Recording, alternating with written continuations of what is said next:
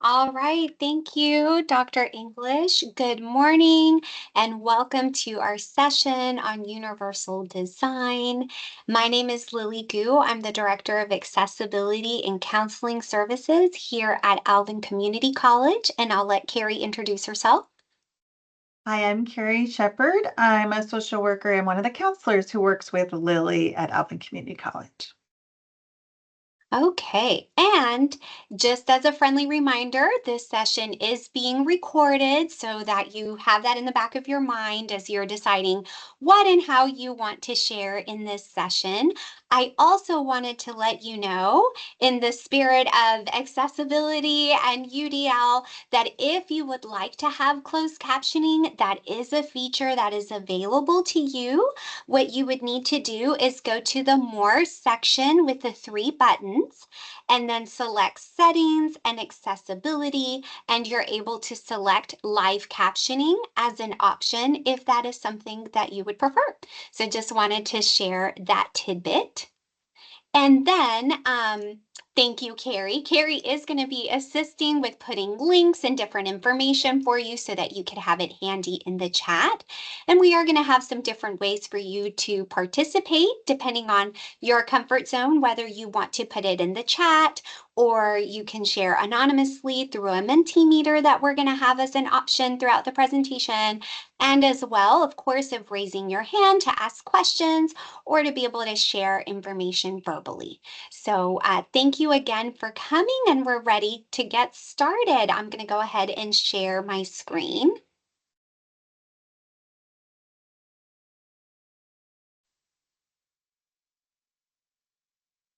All right. So universal design learning, embracing change for all students. And Carrie, can you tell us a little bit more on the agenda for today? Sure. Our hope for today is that each of you will leave with at least one really actionable idea for how to increase access to learning for all of your students using these universal design for learning principles. So we're going to begin with a brief introduction to universal design for learning, which you may also hear us refer to as UDL occasionally.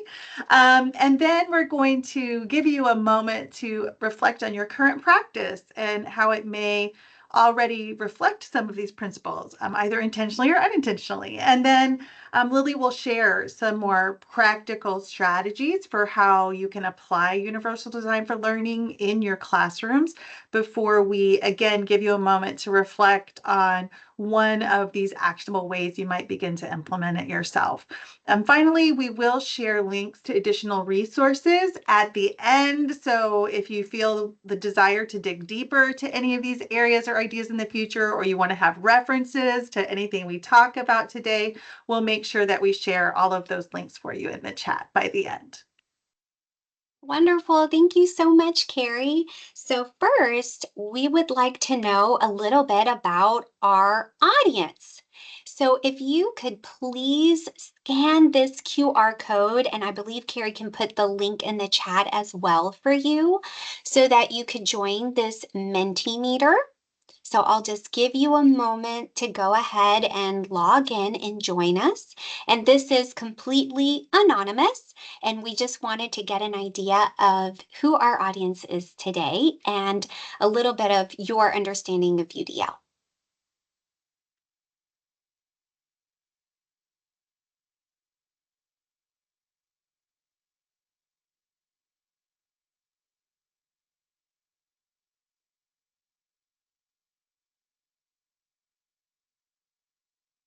Okay. Carrie, will you let me know if you're able to put that link in the chat?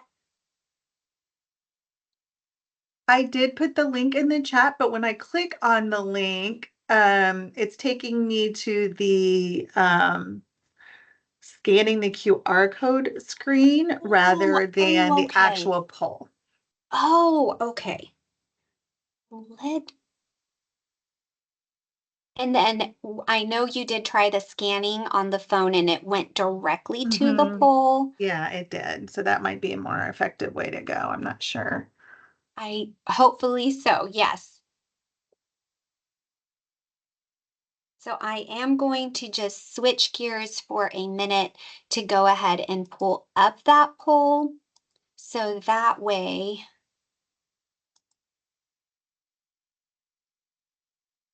we've got the QR code again, and then I am able to go to the actual poll. So what is your level of expertise in UDL? Would you consider yourself a novice, intermediate, advanced, or an expert?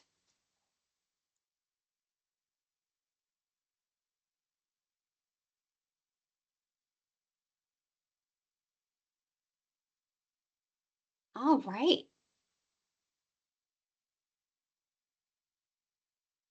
Wow, great. So we have some people that are a novice, and then some people that feel like they have a little more practice with it. And then we also have some that are advanced.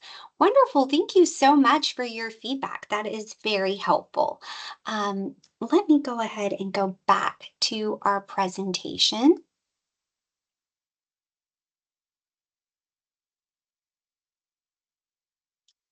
And I like these two analogies that I've seen on what does universal design learning look like.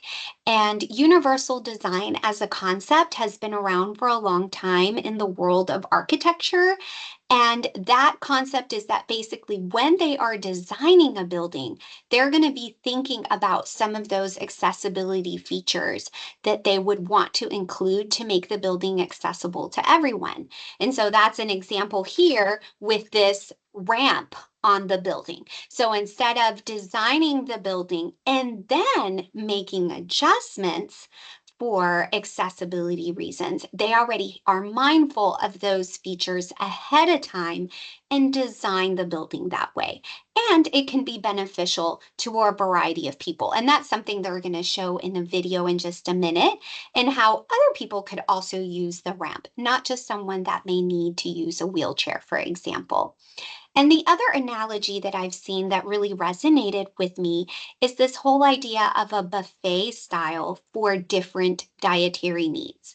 So, in the UDL concept, instead of thinking of you're going to design the course for an quote unquote average student and then adjust based on what students may need, you come to this from the perspective that you are going to have a variety of different students with different learning needs.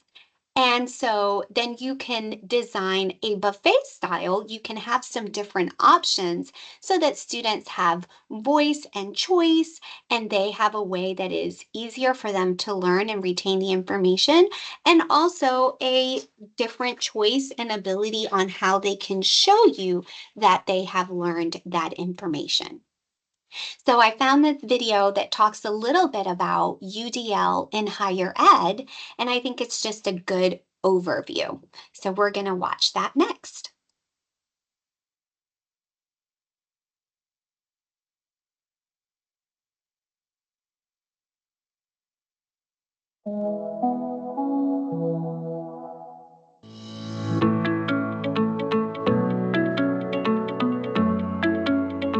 Students come from unique lived experiences. That's why it's so important for educators to move away from the one-size-fits-all approach to teaching and learning. Universal Design for Learning is a teaching approach that helps educators do just that. At the heart of universal design is the belief that variability is the norm. Rather than design for the average student, Universal Design for Learning encourages educators to design their curriculum, keeping in mind that all students are unique. Universal Design for Learning informs educators how to build a strong foundation for learning and ensure that curriculum design is approached in a proactive rather than reactive way. Based on the framework created by CAST, Universal Design for Learning can be broken down into 3 core principles. Engagement is a crucial element of learning, and students differ greatly in the ways in which they can be motivated to learn. Some examples to engage students are providing students with an option to do a deeper dive with the course material. Provide extra resources and supports in the notes section of PowerPoint. Consider providing mastery-oriented feedback that focuses on level of effort and process to keep students engaged. It's also great to highlight learning outcomes, and encourage students to create their own learning goals. Focusing on the post-educational goals of students is also important. Attention to their future career goals provides them with motivation to stay enrolled and stay engaged. The next pillar of Universal Design for Learning deals with how to best present teaching materials to students to maximize understanding. Providing options for students to engage with information through text, video, audio, or graphics gives all students a chance to learn in a way that is best for them. Another important approach is to embed hyperlinks for vocabulary and symbols that link students to definitions and resources. It can also be helpful to make connections between concepts by using graphic organizers or concept maps. Empowering students is what inclusive design is all about. It helps educators remove the obstacles that may be interfering with students' learning. The final pillar of Universal Design for Learning deals with the options students are given to show what they've learned and to best communicate with each other in the classroom. Students have different ways of navigating the learning environment and expressing what they know. Since there isn't one means of action and expression that is optimal for all learners, providing options is essential for student success. To provide multiple means of action and expression, consider the following. Give students a voice. Use student response software like Socrative or Kahoot to give students options for communicating in class. Flexible assessments. Allow students to use multiple media for assignments like comics, speech, video, music, and visual art. And finally, foster critical thinking by using Think Alouds to model thought processes and demonstrate your logic to students. A good analogy to sum up UDL is to think of these concepts within architectural terms. If you construct a building, you will have to consider accessibility issues. Adding ramps and other features after construction can be costly, cumbersome, and time-consuming. The idea is to incorporate accessibility features in the space within your initial design plans. The cool thing is, if you remove a certain barrier with one student in mind, other students will benefit as well. Constructing a flexible course that gives the learner autonomy while maintaining the same learning outcome expectations for all students is the goal of Universal Design for Learning. By exploring these three key principles of Universal Design for Learning, instructors will improve their students' overall educational experience. This approach is a way to become a more effective and inclusive educator.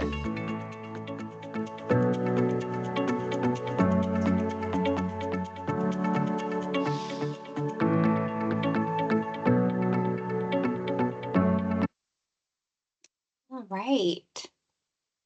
Thank you so much. And now we are going to switch gears over to Carrie. Tell us a little bit about embracing change. So, as you all listen to this introduction for Universal Design for Learning, you may have noticed that the overall approach differs from what many of us maybe experienced ourselves in a more traditional classroom environment, especially a traditional post-secondary classroom environment. So, I'd just be curious to hear from you all first. What stood out to you as most different in this UDL informed approach to teaching from what a student might have experienced in a more traditional classroom? You're welcome to type your ideas in the chat or raise your virtual yellow hand if there's something that you noticed. Lori? I think the main thing that I noticed is that the UDL is implemented in a more proactive way because it's done during the design process rather than coming in and remodeling a house to be what you want it to be. It's done in the process. Beautiful, 100% agree. I think traditionally we had this idea that we design a course for this typical idea of a student who might take the course. And then there's this special group of students who might need accommodations because of some sort of identified need. And so then we go in after the fact and make those accommodations to increase access for them. Whereas with UDL, we build in those accesses to the learning from the very start so they're available to everyone. Thank you so much. Anybody else, ideas that you noticed differing in UDL from traditional?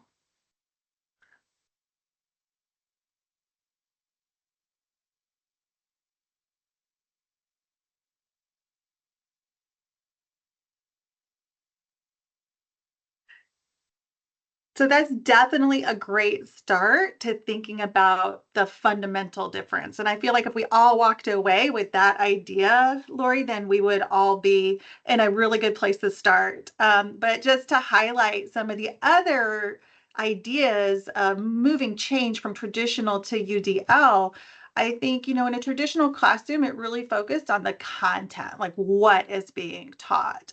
And in our UDL informed classroom, we're really being intentional, not just about the what, but also about the how. So for example, in a traditional classroom, maybe the instructor decided, like, I'm going to lecture on this information and the students are just going to somehow, through osmosis or all of their efforts, engage in that learning, however they can best survive it. And in a more UDL informed classroom, the instructor might collaborate with students to think about, are there multiple ways that the material can be learned? Instead of just one way to complete assignment, there might be multiple ways to complete an assignment and demonstrate learning outcomes. In a traditional classroom, grades are used really summatively to measure performance. And in a UDL classroom, grades are really engaged in a formative way to provide feedback along the way so students can adjust their learning to outcomes. So these are just some of the key ideas of a way that a UDL informed classroom might differ greatly from a traditional classroom. I remember from my own college experience, and also as a secondary teacher, we'd also often hear instructors talk about, like, oh, my class is going to be a weed out class. I'm going to weed out students who are not ready to excel in this environment. In a UDL classroom, it's completely different. And there's this lovely quote on the CAS webpage that says, when a flower doesn't bloom, you fix the environment in which it grows, not the flower. And I love that imagery as a metaphor for the UDL approach to learning. So next, we're going to invite you to reflect on your own practice. Many instructors already incorporate key ideas from UDL into their work, whether it was intentional or knowledgeable about UDL or not. So I'd love for you to take a moment and reflect on your current practice and identify ways that you're already incorporating some of these key ideas or ways in which your work already reflects universal design. Please type one idea into the chat, or if you feel more comfortable, please raise your hand and share it verbally.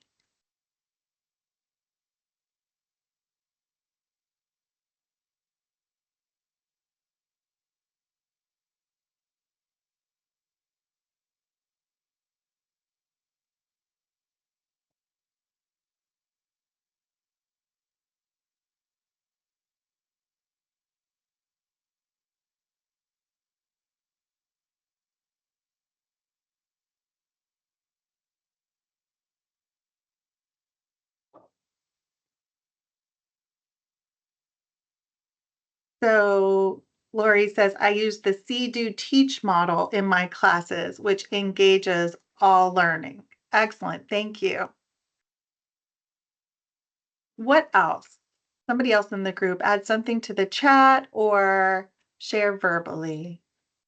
Esther says, I try to provide scaffolded assignments so students can have feedback often and can adjust. Beautiful. Perfect. Thank you so much. Great examples of ways in which you're probably already incorporating some of these ideas into your work.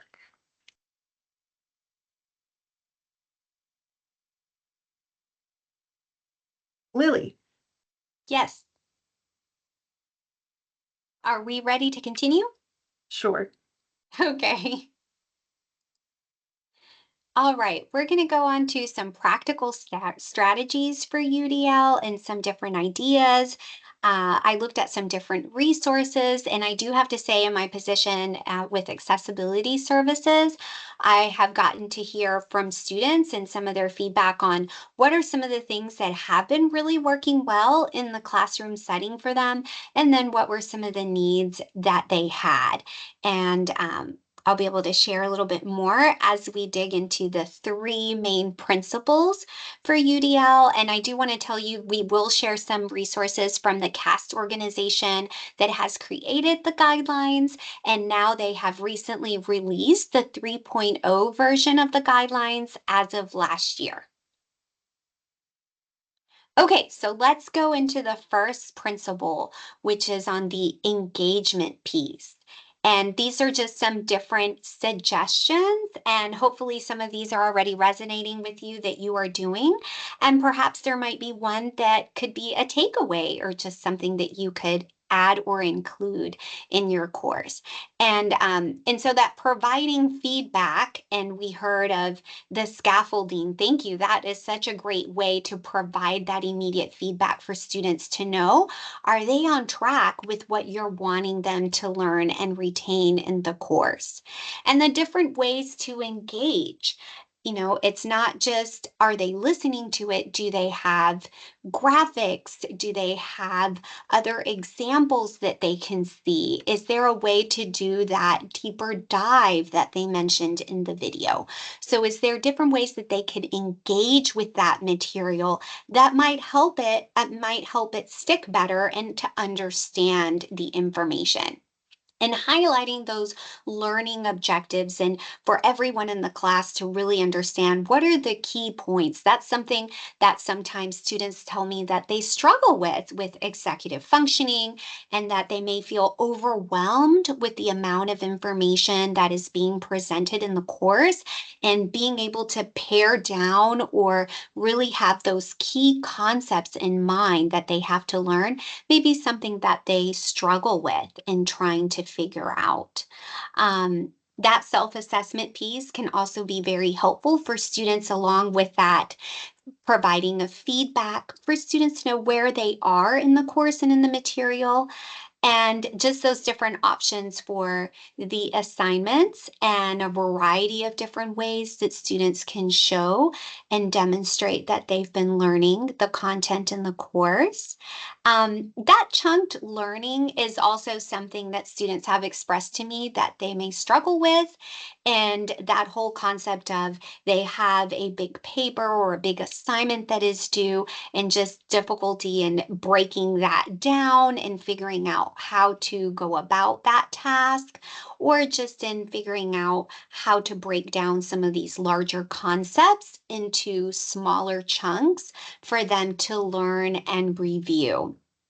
And the growth mindset is really such a great concept of understanding that as learners, we're going to continue to grow, and struggle is part of that, and challenges are part of that.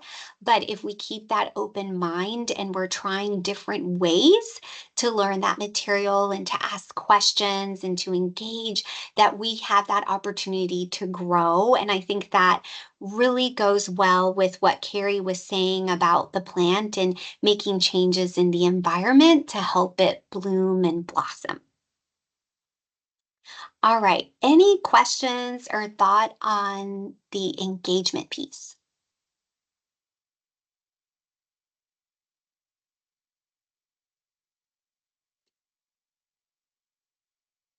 And I'm not able to see the chat, I'm sorry, since I'm on the presenter mode in case someone puts something in there.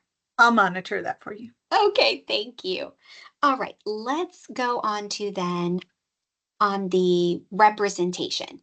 So representation and thinking broader and thinking of the five senses. There's many times where students have said, it's good that they have that hands-on learning.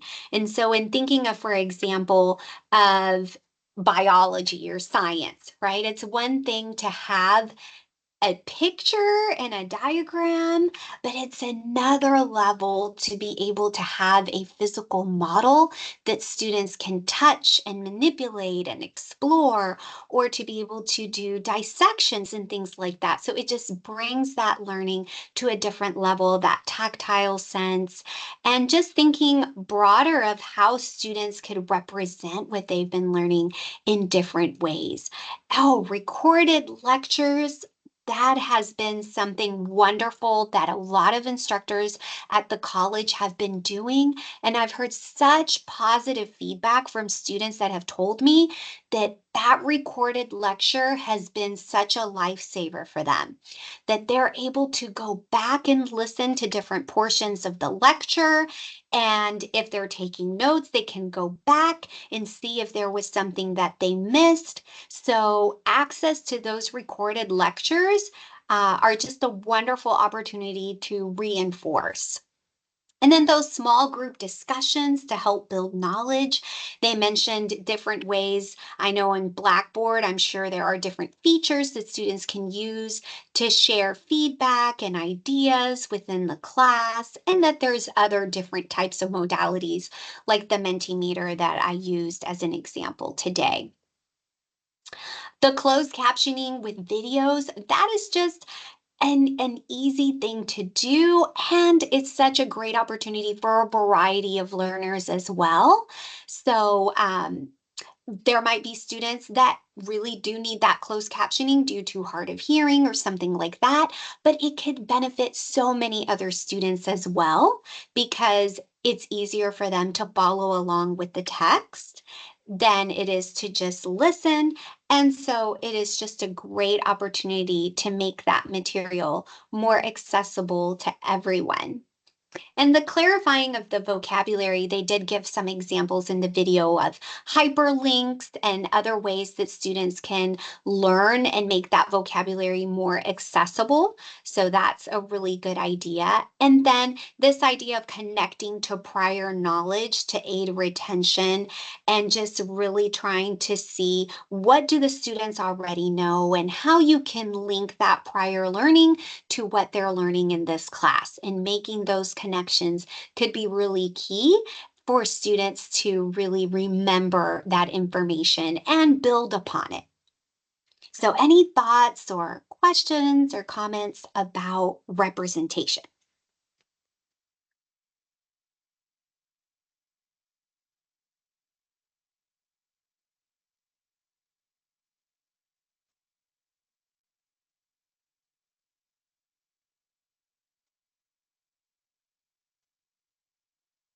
Carrie, anything in the chat? No, we're good in the chat. We're good. Okay. All right. I am going to move over to the third principle on action and expression. Um, Again, I have the meaningful goals and that learning objective, making sure things are clear as to what you are wanting the students to learn and take away. And there is a lot of different creativity and that voice and choice on providing variety in the assignments. So think, how could students be able to show in a variety of different ways what they've learned? And could it be some type of could it be visually? Could it be verbal? Could it be an artistic way that they do that through infographics? Could it be a way that they act that out? I don't know. There's so many different ways that students can demonstrate and show not just their strengths through that art form or that way to express themselves, but also in a different way and unique way to present what they have learned.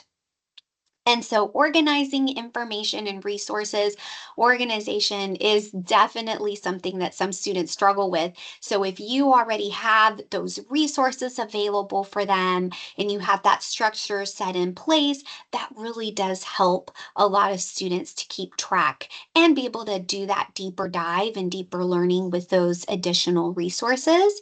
That self-reflection and journaling could be a really great way for that, tying into the self-assessment and students figuring out what it is that they've learned and what's resonated with them.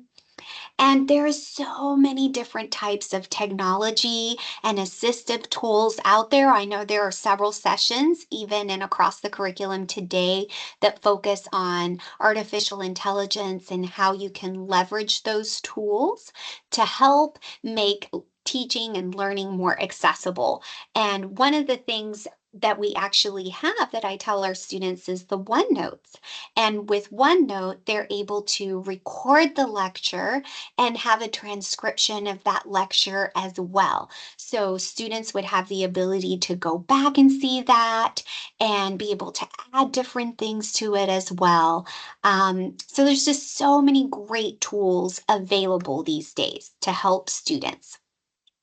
And the think alouds, that was the concept that you actually, as the instructor, model what you are thinking, and that students get an opportunity to see where you're coming from and how you would be thinking or problem solving through that situation. And then, using examples of student work and rubrics, checklists, all these different types of ways that students know how they're going to be measured, and in giving them just examples of what it is that you're looking for, what is exemplary, what kinds of things would help them to excel and show what they have learned. So, any thoughts or feedback or questions regarding action and expression?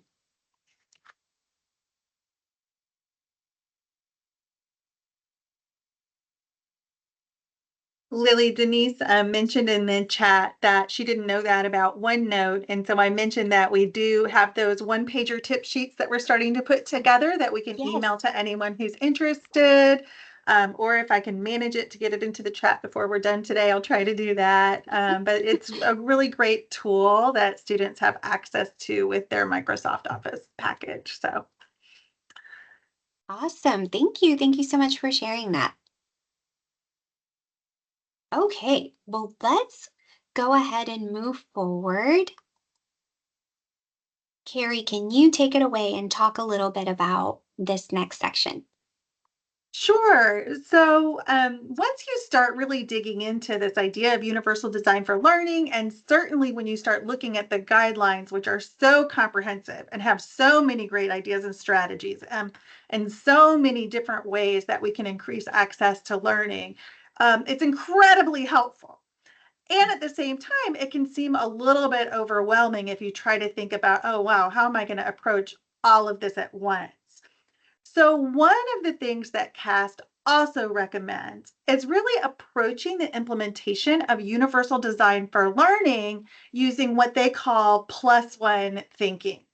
And basically, the idea behind plus one thinking is that for every interaction that your learners have now, be that with the content or the different methods of learning or with how they demonstrate knowledge, we're going to identify one thing and think about how to provide just one more way for that learning interaction to happen.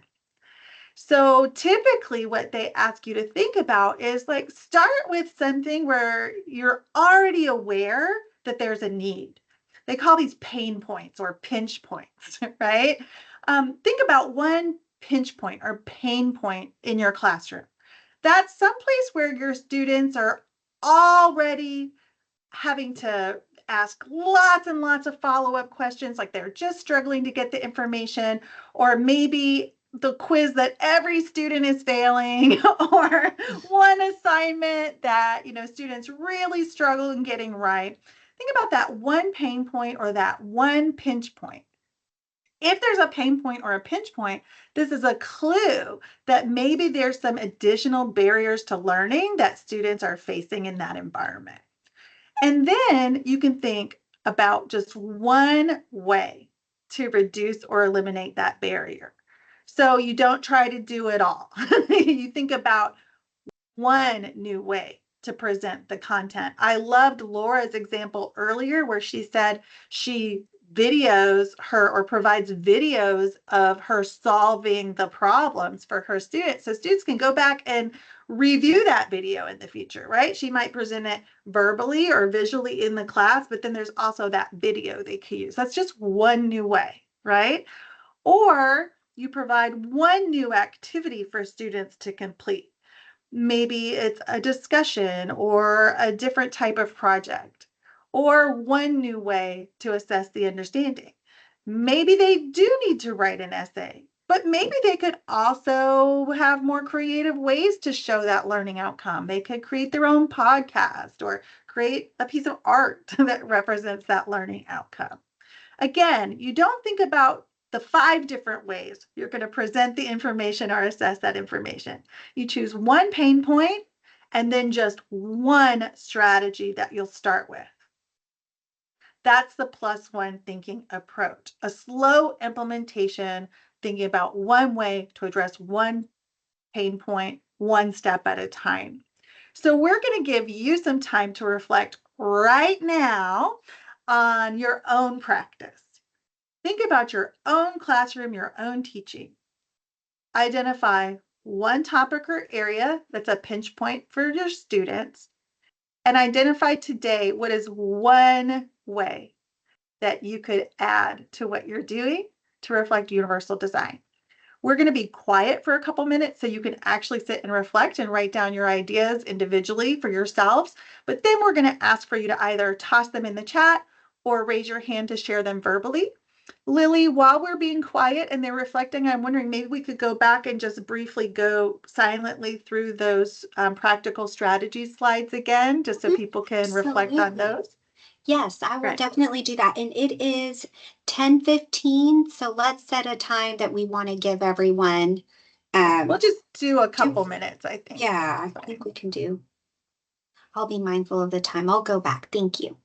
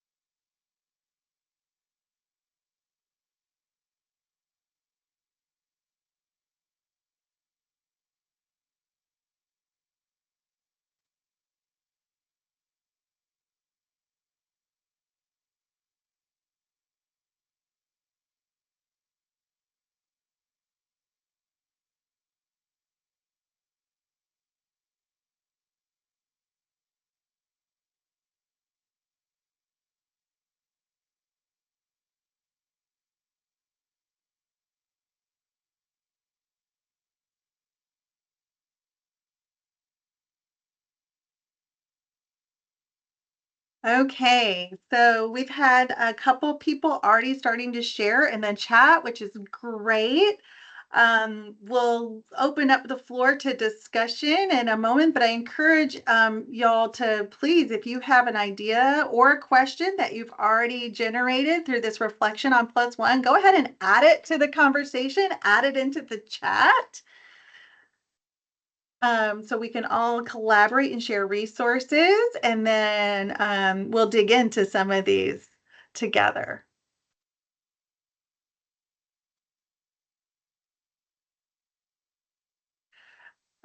So Thomas, you started by saying, I've added weekly in-class activities to my TED CJ classes this semester. I'm curious, and you have the right to say no, would you be willing to just share a little bit more about what you've done and what led you to do that?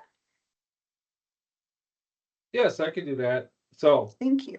this semester, our TDCJ changed back from a 1 hour correct to a 3 hour correct. So I had to come up with different ways of introducing the material. So when we got to the regular class, because I'm out there 6 hours on Tuesdays and Thursdays teaching math to these guys. So I had to go back and say, well, what do they need in the correct in order to be successful in the regular college class?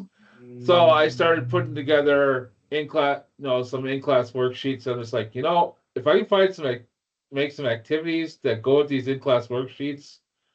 So this took me, 3-4 weeks just to put, like the 15 I have but, I found, I put these in-class work, these activities together. So like one of my in-class activities is like, I put a miniature golf course on a graphing paper and said, find the perimeter and area of this miniature golf course because it goes with the geometry section. Mhm. And then I found this little, who killed Mr. PRT for simple interest. So, they had to figure out the simple interest and cross off names and people. So it's like Clue, but they're doing math. And so they had to figure out who killed this person where and in what room. And so That's they've been awesome. enjoying these. They do them in little groups. I mean, we did a percentage multiplying fraction maze where they had to multiply a fraction, and then once they get the answer, they had to follow the maze to get from putting a cup in their hand to putting the cup on the table. So, I said, I spent, I don't know, hours searching the internet just to find, what type of activities would I want to do if I was doing these activities. And so far they've been going really well. I mean, the last one we did was just doing, different types of loans for different type of scenarios activity that they had to work together on. So now that, because we have to do things a little bit different at TDCJ, but, because I can't put anything on computer, they have to do everything by pencil and paper. So this took in placement of, them going to, hey, I need some 10% tutoring, 10% coaching. So now we got 10%, hey, you're now doing in-class activities, and now you're doing 10%, hey, you're doing these worksheets and you're doing homework, all in this one little prereq class that went from 1 hour to 3 hour. And now I can go ahead and do the regular class and go, hey, I see how this falls into this. So I think they've been enjoying them. So, it's just interesting how some of these activities have gone. So. Oh, Thank wow. you so much. Oh, I'm sorry. Go ahead, Lily. Yeah, no, that's what I was gonna say. Well, you're making math fun. Yeah. And it's such a robust example too, because as you were speaking, I heard ideas that come from all three of those principles, from the engagement, from the representation, and from the action and expression, right? Thinking about multiple places where the learners interact with the outcomes of what you're trying to teach and giving new opportunities. So thank you so much. We also had a question from Denise in the chat. She says, I have a pain point with lecture versus activity. And yes, I know most would say activity, but sometimes I have a lot of knowledge to cover, especially in these short 8 weeks classes, right? And activity only focuses on 1 or 2 aspects. Any tips on how to keep lectures interesting? I'd love to hear from some of the other instructors in the group, any ideas that you might have. Lori. My comment in the chat was sort of in response to Denise, because I feel the pain of having to cover so much material in such a short period of time and not having the time to do the time consuming activities that can take 15, 20, 30 minutes. And so in the See Do Teach model that I use, it's they watch me do something once while they're writing it with me, then they try something on their own, and then they turn to a neighbor and they check their work with their neighbor. And and then about halfway through that very short period of time, I throw the right answer up on the board, and they talk about what I did wrong, where are the wrong steps, and that way they are reinforcing their learning correctly by explaining where the neighbor made a mistake, or by explaining what they did to get the correct answer. Thank you so much. I really appreciate you sharing that. I think that we all have grappled with this idea. I know, not at the college level, but when I was teaching AP government in one semester, in a Title I high school, I struggled with the same thing as well. And I experimented with things like flipped lessons, where you record more of the lecture and the information sharing, and the students watch that in advance, and then you do the activities during your in-person class time with the students. I think there are some creative ideas out there, and it's definitely a journey and an experiment to balance all of these competing demands. So, I think the great idea about the +1 strategy, Denise, might be that, you start really small, right? You think, oh, maybe there's one video I could add to the lecture that might make this particular lecture a little bit more engaging for some learners. Or you start with, a brief 5-minute pair and share activity, something along the lines of what Dr. English was talking about, so that you just explore and experiment in a really small way with one step, and then see how the learners react and see how that goes for you. Thank you so much, everyone, for sharing. Lily.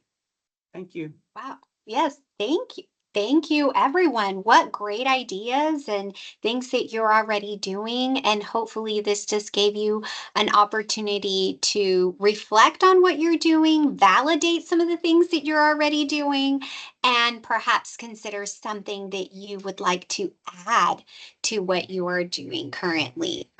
So let's share some of these resources. And thank you, Carrie, for facilitating and sharing some examples of your own. Let's go on to additional resources. We want to make sure that you have these handy for that deeper dive if you would like to research some more and learn more. These are all from that CAST organization that created these guidelines to begin with. And like I mentioned earlier, they have released the 3.0 version of the guidelines. And I found this really cool link. It's got webinars, because that was something new that they were introducing with the 3.0 guidelines. They have a whole series that you can check out. What are some of the changes that they've made in these new guidelines and different examples? There's, of course, the main website, and the main website also has information on research. And then Carrie found this really cool handout that is a good visual graphic with the 3 different principles and some examples for each of the principles. So we're hoping that this could be a good takeaway of resources that you can use later on as you're just exploring a little bit more on the UDL model and the new guidelines. And Carrie, thank you, because you said you would help me put these in the chat so that way people can get them as well.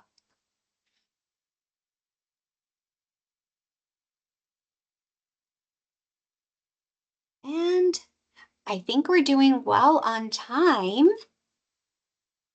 Carrie, can I go to the next slide? Is that okay? Mhm. Okay, awesome. And the next slide is a thank you. Thank you for spending your time with us today. And do you have any final questions or thoughts that you would like to share?